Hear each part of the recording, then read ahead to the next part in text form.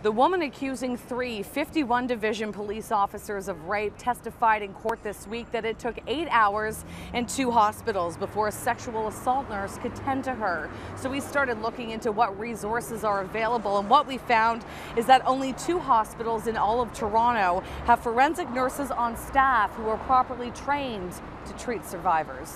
I think we should have across the board all the time people available to support survivors when they need it.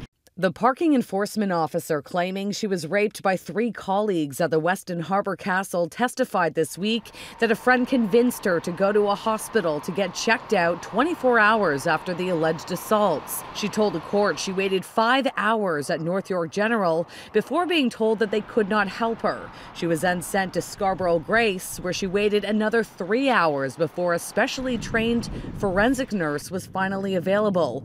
And while she says a rape kit was discussed, it was never administered. CityNews has learned that Scarborough Grace and Women's College are the only 2 hospitals in all of Toronto that have trained staff to handle the delicate task of collecting evidence.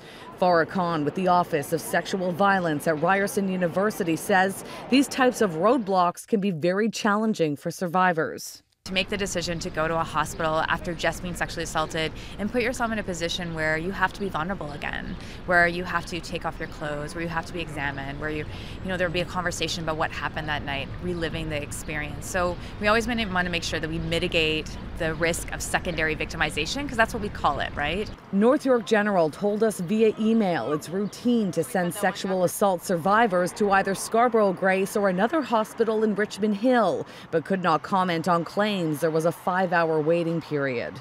Should there be these forensic nurses at every hospital? That would be wonderful if we could do it. And I think that's the thing, is if we can do it. Right now, we're going to work with the systems that we have, but how do we make them better? The rape kit is a process that can last 2 to 6 hours. It contains swabs and bags to collect evidence, which include clothing, debris, and DNA samples. The forensic nurses may also take blood and urine samples and photos of any injuries. And while not all Canadian communities do it, here in Toronto, you do have the option to freeze the kit for up to 6 months while you contemplate reporting the assault to police.